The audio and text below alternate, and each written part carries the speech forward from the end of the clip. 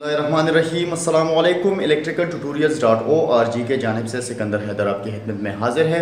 दोस्तों, आज हम डिस्कस करेंगे इन्वर्टर एसी को और नॉन इन्वर्टर एसी को कि कौन सा अच्छा है हमारे घर के लिए, हमारे कमरे के लिए। ठीक है, जैसे कि गर्मियों का मौसम आ चुका है, आप भी सोच रहे होंगे कि एक इन्वर्टर एसी या एक नॉन इन्वर्टर एसी या अपने लिए एक स्प्लिट एसी खरीदा जाए। ठीक है, लेकिन जब भी आप बाज़ार जाते हो तो आपको दुकानदार दो तरह के टाइप्स दिखाते हैं। एक दिखाता है इन्वर्टर वाला, दूसरा कहता है नॉन इन्वर्टर वाला। इन्वर्टर वाला थोड़ा महंगा होता है, नॉन इन्वर्टर वाला थोड़ा सस्ता होता है। कुछ 20,000 या 15,000 16,000 का फ़र्क होता है दोनों के बीच। ठीक है, लेकिन अब आपको तो पता नहीं कि कौन सा अच्छा है। दोनों तो कैपेसिटी में भी एक है, यानी उसका जो 18,000 BTU 1.5 टन का है, इन्वर्टर वाला भी वही है, 18,000 BTU है, और ये दूसरा भी 18,000 BTU है। तो कौन सा अच्छा काम करेगा आपके लिए? सबसे पहले मैं कुछ चीज़ें आपके साथ डिस्कस करना चाहता हूँ कि इन्वर्टर एसी में फ़र्क क्या होता है और नॉन इन्वर्टर में फ़र्क क्या होता है। जो इन्वर्टर एसी है उसको जब आप स्टार्ट करते हो ना, तो उसमें वेरिएबल स्पीड होता है, यानी वो स्पीड को बढ़ाता है। जब आपका कमरा गर्म होता है तो अपनी स्पीड को इतना बढ़ा देता है कि आपकी कूलिंग कैपेसिटी को जल्द से जल्द कंप्लीट कर सके। अगर आप एक नॉर्मल एसी को स्टार्ट करेंगे और एक इन्वर्टर एसी को स्टार्ट करेंगे तो इन्वर्टर का एसी का स्पीड ज़्यादा होगा, वो अपने कंप्रेसर का आरपीएम बढ़ा देगा। लेकिन अगर आप एक नॉर्मल एसी को स्टार्ट करेंगे तो वो अपने पेक स्पीड पर, अगर वो पेक स्पीड पर चलेगा, यानी उसका जितना आरपीएम मुकर्रर है कंपनी से वही प्रोवाइड करेगा कंप्रेसर, उतनी स्पीड में चलेगा और उतनी ही कूलिंग कैपेसिटी बनाएगा, यानी कूलिंग प्रोवाइड करेगा। ठीक है, अब आते हैं जब इन्वर्टर एसी को आप स्टार्ट करते हो, वो स्टार्टिंग में तेज़ आरपीएम प्रोवाइड करता है, कंप्रेसर बहुत ज़्यादा स्पीड से चलता है और कूलिंग को तेज़ लाने की कोशिश करता है। अगर हिसाब किया जाए, अगर आप एक इन्वर्टर एसी को स्टार्ट करते हो एक नॉन इन्वर्टर को, तो अगर 5 डिग्री सेंटीग्रेड आपका नॉर्मल एसी 13 मिनट में कम कर रहा है, और अगर आप उस इन्वर्टर एसी को स्टार्ट करें तो वो 5 डिग्री सेंटीग्रेड आपके लिए 5 मिनट या 8 मिनट में कंप्लीट कर देगा। ठीक है, तो इसका यही सबसे मेन डिफरेंस है। ठीक है, अब आते हैं कंजम्पशन के बारे में कि इतना लोड डालता है, कितना बिजली खर्च करता है। तो जो नॉर्मल एसी होता है उसको आप जब स्टार्ट करते हो तो स्टार्ट हो जाता है, चलता है जब तक वो अपनी पेक्स जो आपने सेटिंग की है उस कूलिंग को बराबर ना करे। अगर आपने उसको सेंटीग्रेड सेटिंग किया है, क्या आपने उसको कंप्लीट करना है 16 डिग्री सेंटीग्रेड को आपने बराबर करना है या 22 सेंटीग्रेड, तो अगर आपने 22 सेंटीग्रेड के लिए उसको सेट किया, जब वो 22 सेंटीग्रेड को तक पहुंच जाएगा तो कंप्रेसर को बंद कर देता है। फिर उसके बाद जब 2 3 4 डिग्री सेंटीग्रेड बढ़ जाते हैं तो कभी आपको सर्दी लगती है, कभी गर्मी लगती है, उसके बाद दोबारा स्टार्ट होता है। स्टार्टिंग में वो दोबारा डबल करंट ले लेता है, ज़्यादा लोड डाल देता है। ठीक है, लेकिन इन्वर्टर एसी ऐसा नहीं है। इन्वर्टर एसी ऐसा काम करता है जब आपने मिसाल के तौर पर आपने उस पर 22 सेंटीग्रेड का सेटअप कर लिया कि आपने 22 सेंटीग्रेड तक कूलिंग चाहिए। ठीक है, तो जब वो 22 सेंटीग्रेड तक कूलिंग लाएगा तो वो वेरिएबल स्पीड पर चला जाएगा, यानी वो अपने कंप्रेसर की स्पीड को कम कर देगा। कंप्रेसर का स्पीड कम हो जाएगा, लोड कम डालेगा। मिसाल के तौर पर वो 6 7 8 एम्पेयर ला रहा है, फिर उसके बाद 1.5 2 एम्पेयर तक लोड डालेगा, ज़्यादा नहीं डालेगा, 3 तक चला जाए। तो वो जितना कूलिंग आपको कमरे को दरकार होगी उतनी ही स्पीड से वो चलेगा, तो ज़्यादा वो दोबारा स्टार्टिंग। और वो जो इन्वर्टर एसी है वो आपकी जो कूलिंग है वो एक साथ रखेगा, यानी वो उसको पैक्स रखेगा, ना आपको गर्मी लगी ना सर्दी लगेगी। ठीक है, और जो नॉन इन्वर्टर है वो आपके लिए 22 सेंटीग्रेड लाते ही बंद हो जाता है। उसके बाद 2 3 4 सेंटीग्रेड, फिर जब डिग्री सेंटीग्रेड आपके कमरे का बढ़ेगा तभी स्टार्ट होगा। ठीक है, अब आते हैं नेक्स्ट कि आपको कौन सा खरीदना चाहिए।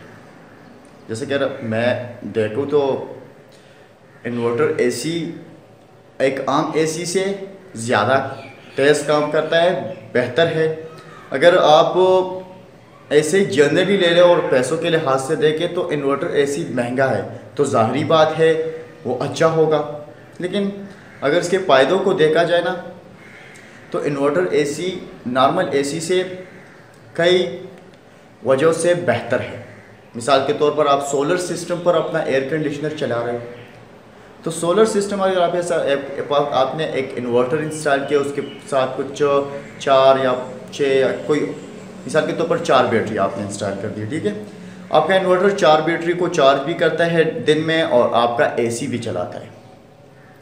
अब रात के वक्त सोलर पावर तो है नहीं, सूरज है नहीं कि आपके सोलर पावर काम करे, तो वो बैटरी से करंट लेगा और उसके बाद आपको प्रोवाइड करेगा। तो अगर आपने एक नॉर्मल एसी लगाया हुआ है तो वो तो 8-9 एम्पेयर में ही चलेगा ना, यानी वो जितना लोड ले रहा है स्टार्टिंग के बाद और रनिंग में वो हर वक्त उतना ही एम्पेयर लेगा। मिसाल के तौर पर आपका एयर कंडीशनर नॉर्मल दिन में भी 8 एम्पेयर में चल रहा है, रात को भी 8 एम्पेयर में चल रहा है। लेकिन इन्वर्टर एसी जब अपना कूलिंग दिन में अगर कंप्लीट करेगा, आपने सुबह स्टार्ट किया है, सोलर पावर सिस्टम है, सोलर पावर सिस्टम से आपका एसी चालू है, ठीक है। अब सूरज तो है, सोलर अपना इलेक्ट्रिक पावर बना रहा है, इन्वर्टर आपको सोलर से बिजली प्रोवाइड कर रहा है, आपकी एसी चल रहा है, एसी ने कूलिंग अपनी कंप्लीट कर दी है और वेरिएबल स्पीड पर चल गया है, यानी अपना एम्पेयर 2 तक ला गया, ठीक है।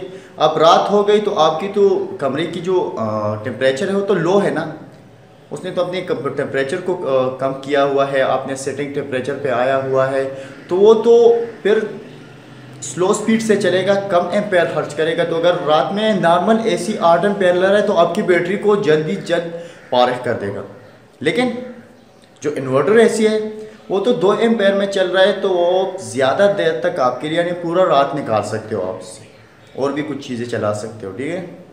तो इन्वर्टर एसी इसलिए बेस्ट है कि ये आपकी बिजली भी कम खर्च करता है। अगर आप सोलर पावर सिस्टम के लिए इस्तेमाल करें तो यही बेहतर है, और अगर आप आम ऐसे ही अपने मेन सप्लाई वाटर पे इस्तेमाल कर रहे हो तब भी बेस्ट है, क्योंकि ये लोड कम डालता है।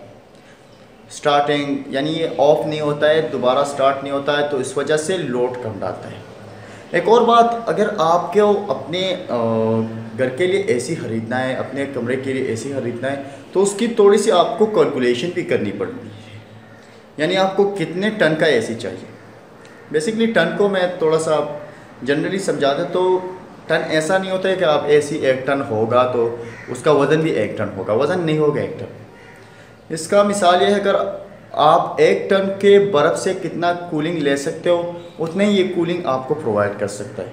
मैं बाद में एक वीडियो में कम्प्लीटली समझाऊंगा कि ये कैसे टन ऑफ रेफ्रिजरेशन का यूनिट आया, BTU आया, ठीक है। लेकिन अगर आपके पास, अब मैं कैलकुलेट करके दिखा तो इस वीडियो में नहीं रहा हूँ, मैं दोबारा एक वीडियो में आपको कैलकुलेशन सिखाऊंगा कि कैसे आपने अपने कमरे का कैलकुलेशन करना है, कौन सा एयर कंडीशनर इसके लिए परफेक्ट होगा, ठीक है। तो थोड़ा सा मिसाल देता हूँ, अगर आपके पास एक कमरा है वो 150 स्क्वायर फीट का है, आपने स्क्वायर फुट कैसे निकालना है, आपने लंबाई को चौड़ाई के साथ ज़रब करना है। मिसाल के तौर पर आपकी लंबाई है 10 ज़रबे चौड़ाई या ऐसी कुछ, तो अगर आपके पास 150 स्क्वायर फुट का कमरा है, ठीक है, तो आपने उसको फिर ज़रब करना है। अगर आपके कमरे के ऊपर दूसरा कमरा है तो फिर आपने 30 में ज़रब करना है। अगर कमरे के ऊपर दूसरा कमरा नहीं है, डायरेक्ट ही सनलाइट आ रही है, तो फिर आपने 40 में उसको ज़रब देना है। उसके बाद जो वैल्यू आएगी ना, उसके बाद आपने अपने कमरे की ऊंचाई को देखना है। अगर 8 फीट से ज़्यादा है, 8 फीट से जब अगर ज़्यादा है तो हर एक फीट के ऊपर आपने 1000 BTU रखना है। वो वैल्यू भी प्लस हो गया, इसके साथ ये 1000 BTU का वैल्यू भी आप प्लस करते जाइए। फिर उसमें कमरे में आपका रेफ्रिजरेटर है या नहीं है, अगर आपका रेफ्रिजरेटर कमरे में पड़ा है तो 2000 BTU उसका भी प्लस कर दें। ये जनरली मैं बता रहा हूँ, कोई ऐसी कैलकुलेशन नहीं है, लेकिन मैं आपको जनरली इसकी मेथड बताता हूँ कि कैसे आपने कैलकुलेट करना है, ठीक है। उसके बाद कमरे में कितने लोग रह रहे हैं, अगर एक बंदा रह रहा है तो 600 BTU, 2 रह रहे 1200 BTU, इसी तरह कंप्यूटर पड़ा है उसके लिए भी कुछ 600 BTU। तो ये सारी चीज़ें अगर आप कैलकुलेट करेंगे तो 150 स्क्वायर फुट का आपका जो BTU निकलेगा वो 12000 से ऊपर या कम निकलेगा, ठीक है। तो 150 स्क्वायर फुट कमरे के लिए अगर उसके पास, उसके लिए आपको 12000 BTU यानी 1 टन का एसी बिल्कुल परफेक्ट है, ठीक है। मेरे ख्याल से ये वीडियो आपको पसंद आ चुकी होगी। मज़ीद ट्यूटोरियल के लिए हमारे YouTube चैनल को ज़रूर सब्सक्राइब कीजिए। और हाँ, एक और बात, जिन लोगों ने सब्सक्राइब किया है और उसको चाहिए हमारी वीडियो की नोटिफिकेशन, तो आप बेल आइकन पर क्लिक कीजिए। आप जब सब्सक्राइब करेंगे तो उसके बाद आपको मिलेगा बेल आइकन, उस बेल आइकन पर क्लिक कीजिए। नोटिफिकेशन चाहिए तो आप ओके कीजिए, ठीक है। तो जब भी हम वीडियो पब्लिश करेंगे आपको एक छोटा सा नोटिफिकेशन मिलेगा। अगर आपने मोबाइल पर ऐप इंस्टॉल किया हुआ है वहाँ पर आपको आ जाएगा। अगर आपने ऐप इंस्टॉल ना किया हो तो कंप्यूटर पर भी जब आप अपने यूट्यूब पे साइन इन होंगे तो आपको एक बेल आइकन पे एक ऑप्शन मिलेगा 1 या 2, जो भी नोटिफिकेशन आएगी उसमें हमारा वीडियो का नोटिफिकेशन भी आ चुका होगा।